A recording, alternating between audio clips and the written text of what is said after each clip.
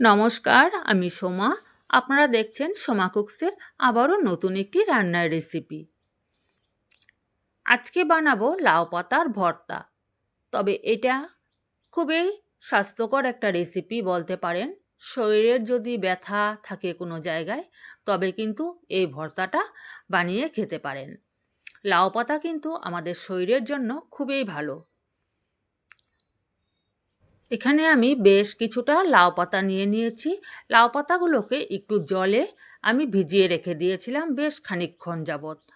তাতে ধুলোবালি যদি কিছু থাকে তবে এগুলো বেরিয়ে যাবে।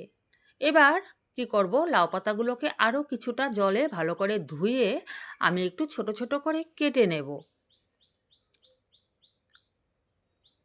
কেটে তারপর এই পাতাগুলোকে আমি কিভাবে করছি দেখুন।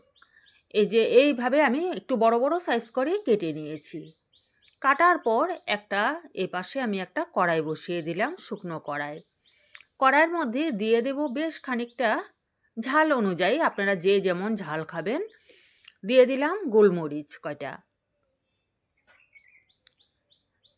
আমি ছোট চায়ের চামচের ধরেন 1 চামচ পরিমাণ আমি গোলমরিচ এখানে দিয়েছি। দিয়ে দিচ্ছি 1 চামচ কালো জিরে। এবার আমি এটাকে একটু ভেজে নেব। কালো জিরেটা যখন ভাজা হয়ে যাবে তখন কিন্তু একটু ফেটে যাবে, বোঝাই যায় তখন ভাজা হয়ে গেছে। এই অবস্থায় একটু নেড়ে চেড়ে আমি এবার এগুলোকে নামিয়ে ঠান্ডা করে নেব। কালো জিরে আর গোলমরিচটাকে আমি নামিয়ে নিলাম। নামিয়ে নেওয়ার পর সেই কড়াইয়ের মধ্যেই আমি ধুয়ে রাখা লাউ পাতাগুলো দিয়ে দিচ্ছি। লাউ পাতার মধ্যে যে জল আছে সেই জলে এটা অল্প সময়ের জন্য ভাপ দিয়ে নেব। ওপাশে গোলমরিচ আর কালো জিরেটাকে আমি ঠান্ডা করে এটাকে একটু গুঁড়ো করে নেব। আপনি যদি আমার চ্যানেলে নতুন বন্ধু হয়ে থাকেন তবে অবশ্যই আমার চ্যানেলটিকে সাবস্ক্রাইব করে পাশে থাকা বেল নোটিফিকেশনটি অল করে দিয়ে আমার সঙ্গে থেকে যাবেন। আর পুরনো বন্ধুদের জানাই অনেক ধন্যবাদ, ভালোবাসা এইভাবেই সঙ্গে থাকার জন্য। লাউ পাতাগুলো আমার একটু ভাপ দেওয়া হয়ে গেছে। এবার আমি গ্যাসটা অফ করে এটাকে নামিয়ে ঠান্ডা করে নেব। সেদ্ধ করার পর যে জলটা ছিল সেই জলগুলো কিন্তু আমি ফেলে দেব না। বেশ খানিকক্ষণ আমি এটাকে ঠান্ডা করে নিয়েছি। এবার সেগুলোকে আমি তুলে একটা মিক্সার জারের মধ্যে নিয়ে নিচ্ছি পাতাগুলোকে। পাতা সঙ্গে জলও দিয়ে দেব। এবার এটাকে আমি একটা পেস্ট বানিয়ে নেব। একদম খুব মিহি করার দরকার নেই, কারণ এটা আমি আবার কড়াইতে নাড়াচাড়া করব, তো তখন এটা কিন্তু হয়ে যাবে। সেই লাউ পাতার সেই জলটাও আমি কিন্তু দিয়ে দিয়েছি। দিয়ে দিলাম 10-12 কোয়ার মতো রসুন। আর এই পাশে এই যে কালো জিরে আর গোলমরিচটাকে আমি গুঁড়ো করে রেখে দিয়েছি। লাউ পাতাগুলো আমার পেস্ট করা হয়ে গেছে। এবার এপাশে আমি কড়াই আবারও বসিয়ে দিলাম। কড়াইতে দিয়ে দিচ্ছি সর্ষের তেল। এই রান্নাটা যে কোনো ভর্তাই যদি সর্ষের তেলে রান্না করা যায় তবে কিন্তু খেতে ভীষণ ভালো হয়। তেলটা গরম হয়ে যাওয়ার পর আবারও 1/2 চামচের মতো আমি কালো জিরে দিয়ে দিলাম।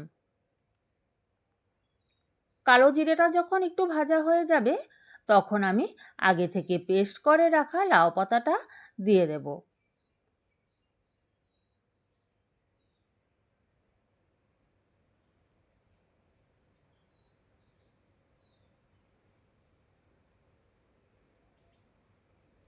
এভাবে একবার হলেও লাউ পাতার ভর্তা বানিয়ে খেয়ে দেখবেন, খুবই ভালো হয়।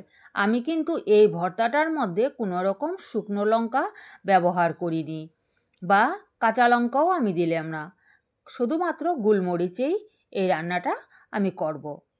পরিমাণ মতো দিয়ে দিলাম নুন আর সামান্য একটু হলুদ গুঁড়ো। নুনটা কিন্তু বুঝে দিতে হবে, কারণ এটা মজে আর একটু শুকিয়ে কিন্তু কমে যাবে। এবার ফুল স্টিমে এটাকে আমি কিছুক্ষণ রান্না করে জলটা শুকিয়ে নেব।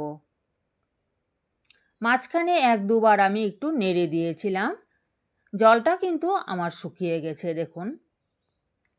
এবার আগে থেকে ভেজে গুঁড়ো করে রাখা কালো জিরে আর গোলমরিচটা দিয়ে দেব। জল আমার 1 বিন্দুও নেই এখানে আর। এই যে গোলমরিচ আর কালো জিরের গুঁড়োটা দিয়ে দিচ্ছি। এটার যে এত সুন্দর একটা গন্ধ হয়, কালো জিরে, ভাজা কালো জিরের একটা গন্ধ, এই গন্ধতেই মনে হয় যেন ভাত খাওয়া হয়ে যাবে। তবে সবার কাছে অনুরোধ, এভাবে একবার বানিয়ে খেয়ে দেখবেন। আর যদি আপনারা এটা নিরামিষের দিনে রান্না করতে চান, তবে রসুনটা না দিলেও পারবেন। গোলমরিচ আর শুধুমাত্র কালো জিরেটাকে ভেজে একটু গুঁড়ো করে দেবেন। নামিয়ে নিলাম আমার ভর্তা। তবে কেমন লাগলো আমার আজকের এই রান্নার রেসিপিটা অবশ্যই কমেন্ট করে জানাবেন। আর যদি ভালো লেগে থাকে তবে একটা লাইক, কমেন্ট আর শেয়ার করে দেবেন। আজকের মতো এই পর্যন্তই। Bye bye.